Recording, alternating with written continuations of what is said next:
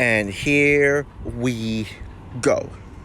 Hey guys, this is Frozen Things Studios here, and welcome back to another movie review, and welcome back to another Christopher Nolan movie review series leading up to Oppenheimer, where I review a select few Christopher Nolan movies in preparation for Oppenheimer.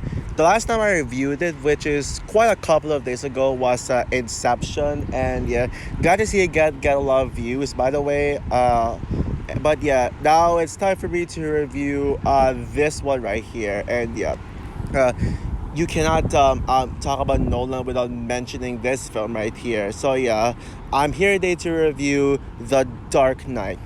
So The Dark Knight is the second installment in Christopher Nolan's Batman trilogy, which is his only franchise, and came out in the year 2008, which is 15 years ago. And by the way, happy 15th anniversary to The Dark Knight. It is today.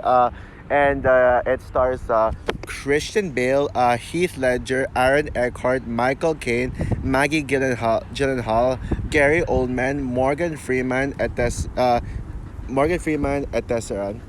And so basically, the plot for The Dark Knight, it tells the story of the Joker, who is causing chaos.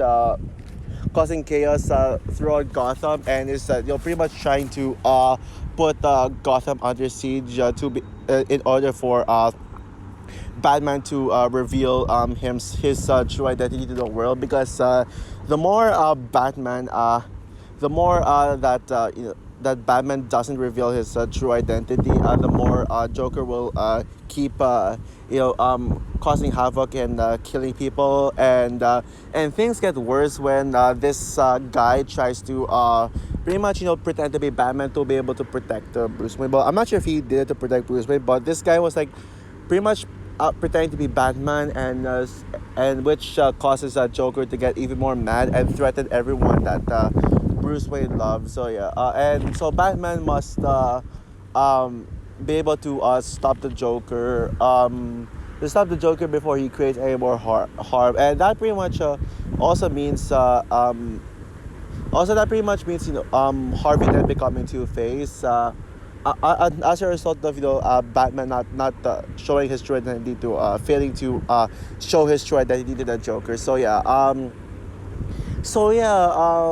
The Dark Knight is one of the most beloved superhero movies of all time. In fact, a lot of people would say that this is their favorite superhero movie of all time, or would even say not just their favorite, that this is the best superhero movie, like as in objectively the best superhero movie. And yeah, so today is actually the 15th anniversary of The Dark Knight. Man, where has all the time gone within these 15 years? Yeah, The Dark Knight just continues to be talked about to death, and people would a lot of people would, yeah, like what I said, call this the best superhero movie of all time. And also, they would also consider it to be the best Christopher Nolan movie and the best Batman movie. So yeah. Now, if you're wondering my thoughts on this entire trilogy as a whole, this is my second favorite trilogy of all time. I'd say Guardians. I'm not sure. This is one of the best superhero trilogies of all time. Now, most certainly, the Spider-Verse trilogy is going to top it when Beyond the Spider-Verse comes out for sure. I guarantee you that will happen. But I'd say right now, this and Guardians of the Galaxy are tied as my favorite. Favorite movie trilogy of all time. Yeah, no, my favorite comic book trilogy. Yeah, although Lord of the Rings would be my favorite trilogy of all time. Well, until Spider-Verse and Frozen trilogy tops it. But right now, this and Guardians are both tied. That's my favorite comic book trilogy. Batman Begins is one of the greatest origin stories ever told. In fact, it's tied with Spider-Man as my favorite superhero origin story movie ever made. Even though I think Spider-Man has the better origin story, I'm mostly saying that as movies. Joker is the best origin story comic book movie, but that's more of a supervillain story. Both Spider-Man and Batman Begins are with Spider-Man and Batman Begins are superhero, and Batman Begins is actually starting to get even more love now as people are starting to consider Batman Begins as their favorite Batman movie, even over the Dark Knight. However, in my opinion, it is the weakest in the Dark Knight trilogy. It's just the least rewatchable and the least entertaining. But I just love it to death. The amazing origin story of how Bruce Wayne became Batman, and how he lost his parents and he was under control of Ra's al Ghul. Yeah, that was some great stuff right there. That is just such great stuff right there, and I absolutely love the characterization for Bruce Wayne becoming Batman. Ra's al Ghul is such a great villain, and it's personally my favorite Liam Neeson movie. Even though he's technically a supporting character, it's still a Liam Neeson movie. Either way. And The Dark Knight Rises is actually my second favorite in the trilogy. I adore The Dark Knight Rises. I don't know why people criticize the movie and say it's the worst Dark Knight movie. In fact, a part of me a part of me is starting to think that maybe it could be the best in the Dark Knight trilogy, but we'll see about that. I am not sure yet. I'm not sure yet, since I don't think it deserves to be called better than The Dark Knight. But yeah, I will say this right now. It's now officially my favorite movie of 2012. Yeah, Skyfall used to be my favorite movie of 2012, like for the longest time. But that was just because I was just a Bond fanboy back then. I still love Bond now, but I think I still love James Bond. But and I'm still a massive fan of Skyfall. But on reflection, The Dark Knight Rises is my favorite movie of 2012. And Batman Begins actually is not my favorite movie 2005. That would be Star Wars Revenge of the Sith. But Batman Begins is second. Batman Begins is a close second. So yeah. And yeah, The Dark Knight now is without question the best of the trilogy. Now I would say that I wouldn't say no competition because I think I would say The Dark Knight Rises does come close. But The Dark Knight is better in like most ways. Maybe emotional impact Dark Knight Rises had, but I just think that this one is more rewatchable. So yeah. I will just now, before I get to everything I love about the film, I have to admit that I don't agree with people that this is the best. This is the greatest superhero movie, the greatest comic book movie, the greatest Batman movie, and the greatest Nolan movie ever made. Yes, don't get me wrong, it deserves the praise against. Yeah, The Dark Knight absolutely deserves the praise, but I think there are better movies out there for me. Top 30 favorite movies of all time, absolutely. Top 10, no, I wouldn't go as far. So yeah, I just think that there are better. I just think that there are better movies of its caliber, of the same caliber as this one. Yeah, yeah. I think you probably won't know my picks for of these categories. Favorite Nolan, favorite superhero movie is Spider-Man Across the Spider-Verse. Obviously, y'all know that. Favorite Batman movie is The Batman, which I shall review that movie at some point. And favorite Nolan movie is sorry, excuse me. Favorite Nolan movie is Inception and Interstellar, or either one of them, or maybe right now Inception. But I'm kind of thinking about putting Interstellar as my favorite Nolan movie. We'll see, But I would say The Dark Knight is the best in the trilogy. I think we can all agree. And it is, of course, the best movie. And this is the best movie 2008. No other movies in that year come close. Even if we got masterpiece films like WALL-E, Forgetting Sarah Marshall, Kung Fu Panda, Iron Man, those stuff. But to me personally, nothing can top. But to me personally, this is the definitive movie of 2008, and it's not even close. So yeah, what is so great about The Dark Knight? What is there to love about The Dark Knight? So yeah, I think we can all agree that the best thing about the film is Heath Ledger's Joker. Yeah, Heath Ledger's Joker. Yeah, it's actually sad that some people are starting to turn their backs against this film because they think that, okay, I think it's getting enough love, and I think it's getting a little too much love, and it's not like it's actually not a good. Yeah, some people would look back at this movie and say it's actually overrated. Which is, I will even say Batman Begins is the best in the trilogy. And they say, oh, I think I only love this movie just because everyone else praises it, and Heath Ledger praises because of Heath Ledger's Joker, but it's actually not that good. But come on, let's be real. Heath Ledger's Joker is not the only good thing, but he is hands down the best thing about the film. No competition. Joker is such a landmark in villain. Yeah. He is, without question, in my top 10 favorite villains of all time, even top 5. Yeah, him, Thanos, and Wanda as Scarlet Witch in Multiverse of Madness are my favorite comic book movie villains of all time. Maybe Scarlet Witch would be my personal favorite. Scarlet Witch my personal favorite, and I still prefer Thanos, but Joker is among them all.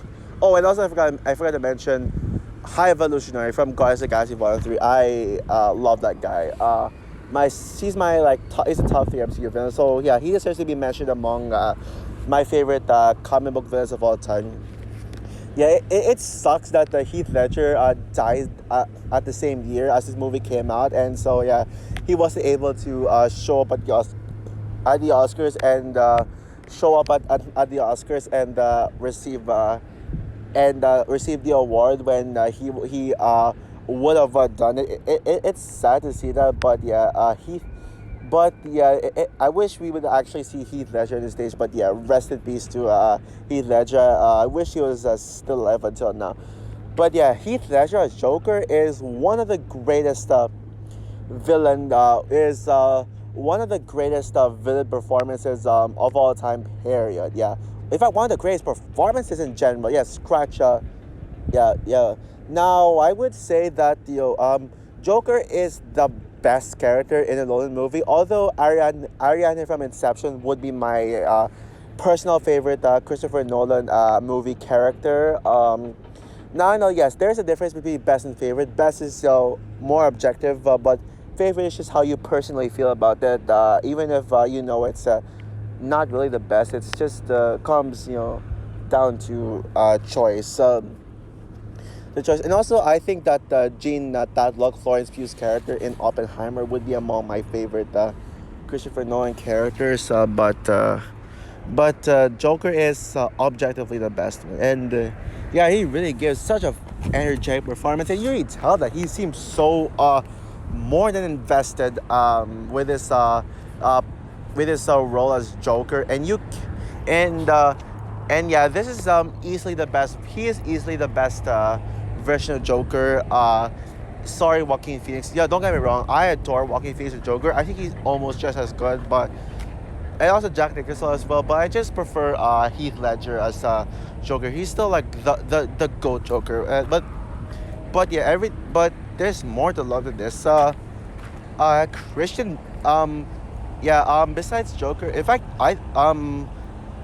Christian Bale is an awesome Batman. It sounds like he doesn't get enough love as he should get.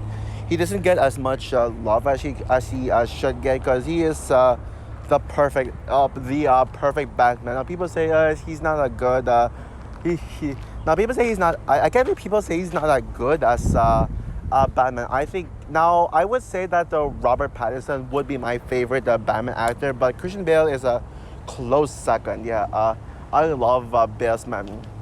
Even if I will admit, though, this is probably the weakest characterization for Batman, because I just prefer him in Batman Begins and The Dark Knight Rises. Character-wise, this is the weakest one, but he's still a great character. He was just overshadowed by the two villains, Joker and the Two-Face. And yes, Harvey Dent, aka Two-Face, is my second favorite character in the movie, second only behind the Joker. Yeah, I think most people would also put him as their second favorite character. Yeah, he's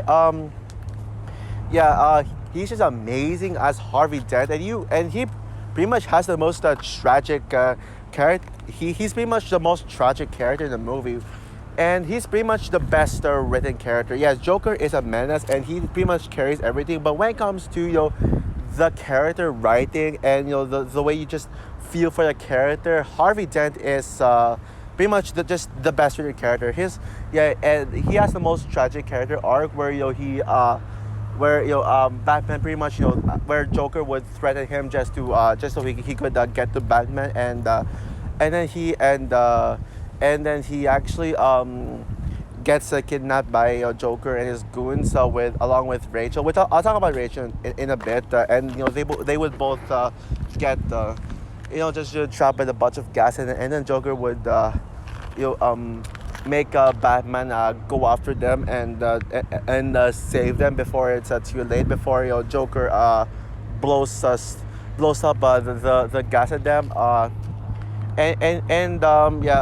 The final conversation between Harvey and Rachel before Rachel's death is one of my favorite scenes in the film, and we'll talk about my favorite scenes, and we'll talk about my favorite scenes in the film like in a bit. But that's definitely one of my favorite scenes. Yeah, their conversation before Rachel dies, and yeah, Harvey Dent survives, but he turns into Two-Face, and yeah, because as Harvey Dent says, you either die a hero or you live long enough to see yourself become a villain. And by the way, yes, one of the best aspects about The Dark Knight is the dialogue.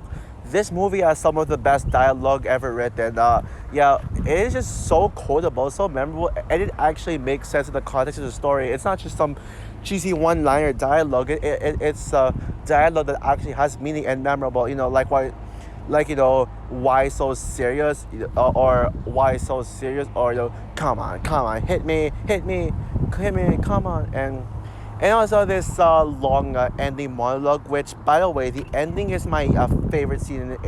The ending is my favorite scene in the entire film. I just love the ending. Batman saying, "Oh, he's not a hero. He's a Dark Knight," and he pretty much makes the police chase him, and then Jim Gordon says, he's not a hero. It's a long monologue, so it's really hard for me to memorize monologues, so I can't really say the line, but yeah, just some great stuff right there. That ending, that's probably one of my favorite movie endings, and more people should recognize that moment as one of the absolute best scenes in the entire film. And as for the other supporting characters besides the three I just mentioned, Rachel is probably the most underrated character in the movie. I'm not sure if I would prefer her over Katie Holmes' character from the other actress who played Batman Begins, who played Katie. Yes, I prefer Batman Begins Rachel. Well, I'm not sure about that. I'll think about it, but yeah, I think I prefer Batman Begins' Rachel, but Maggie Gyllenhaal, I think it's not bad of a recast, and I think she deserves more love than people give her. Gary Oldman, Michael Caine, Morgan Freeman, all great supporting characters. Just constantly trying to help Batman and Bruce Wayne in this. Yeah. And the writing is just so deep, complex, and thought-provoking. It doesn't feel like your typical writing a superhero movie. It actually tackles real-world issues of men who are heroes and villains. It tackles heroism in such a very realistic way, and it really tackles real life events. It feels like a commentary on real heroes and real villains, and that's what I love about this movie. It's just well written, and it's just very smart and thought provoking. And I know I summarized it like it was just a generic superhero movie plot. It was just, Batman has to stop Joker from reigning chaos as Joker once threatens to reveal Batman's true identity, but no, it's actually more than that. It does far more than just that, and that's what I really admire about this movie. Is that it's not just your typical safe superhero movie. It's a superhero movie that actually takes risks, and actually just feels like genuine, and it actually has stakes to it. The action scenes in this movie are absolutely incredible. Yeah, Hans Zimmer's score. This is one of my favorite, one of his best scores. Yeah, Hans Zimmer is the goat. I said it many times. You all know Hans Zimmer is my favorite composer, and once again, he just proves that he's the goat. With especially with the darker theme, like dun dun dun dun dun dun dun dun dun dun dun dun. Yeah, like you can't you can't go wrong with that score. Even though I think the Dark Knight Rises has the best has the better score, especially with the yeah, especially with the chant. I'll get to that in whenever I review the Dark Knight Rises at some point. But yeah, the Dark Knight score is just chilling. It's just so memorable. And it's in my top 10 favorite Hans Zimmer scores. There are better scores from him, like Inception, Interstellar. Interstellar being my favorite Hans Zimmer score. The Lion King. All that stuff. But yeah, I absolutely adore the music here. The music here and the action scenes, like they feel real. Like they don't feel like action scenes in a comic book movie. They feel like action scenes that you'd see in a regular action movie. And I'm saying that as a good thing. The action in this movie, yeah, and yeah, I mean, and first of all, the stakes are really high. Things, Joker just being Joker just being an irredeemable threat. Yeah, and putting Gotham on. By the way, apologize for the noise. I'm actually walking outdoor if you're wondering. But yeah, Joker really poses like such a major threat, and yeah, he's just a man, and yeah, it really raises the bar, and yes, the highway chase would be my favorite action, would be my favorite action scene in the film. The way that Nolan uses his practical effects in this film, flipping a truck especially, yeah, wow, just wow. And even other action scenes, the bank heist, the opening, which is one of the greatest opening scenes ever. And also you got some other iconic scenes the interrogation scene. Yeah, I love interrogation scenes. They tend to stand out. But this is probably the greatest interrogation scenes in the film. Period. I just love it. And yeah, what else is there? Okay, well, is there anything else? Oh yeah. Wait, I'm sure there's something else. Oh yeah, I guess that's all. Oh yeah, I guess that's all I gotta say. So overall, The Dark Knight is now I wouldn't go as far as calling it the best superhero movie, the best Nolan, the best Batman movie, and even one of the greatest movies ever. In fact, I know there's some people who would call this the greatest greatest superhero movie of all time. While the greatest superhero movie of all time, while I wouldn't go as far as calling it that, The Dark Knight is a revolutionary film that deserves all the praise in the world that it gets. It's one of the greatest. It's probably in my top 10 favorite superhero movies of all time. Undoubtedly, it's my favorite. It's my second favorite Batman movie, second only to behind The Dark Knight. The Batman, the Pattinson Batman movie. It's my third favorite Christopher Nolan movie behind Inception and Interstellar. Let's see if Oppenheimer can be even better than this movie though. If it'll be better or not, but we'll see about that. So yeah. And it is without question the best movie 2008 and the best in the Dark Knight trilogy. So with that said, I'm gonna give the Dark Knight an easy 10 out of 10. So for my review of The Dark Knight, what is your opinion on this movie? Do you agree with me that this is not the best superhero movie of all time, not the best Nolan movie, and would you agree with me that the Batman is slightly better than this, or is this your favorite superhero movie of all time, or is this even your favorite movie of all time? Because I know there's some people who call this their favorite movie. Comment down below, like, subscribe, hit the notification bell, and stay tuned for my review of Tenet, the final Nolan review leading up to Oppenheimer. So yeah, bye guys.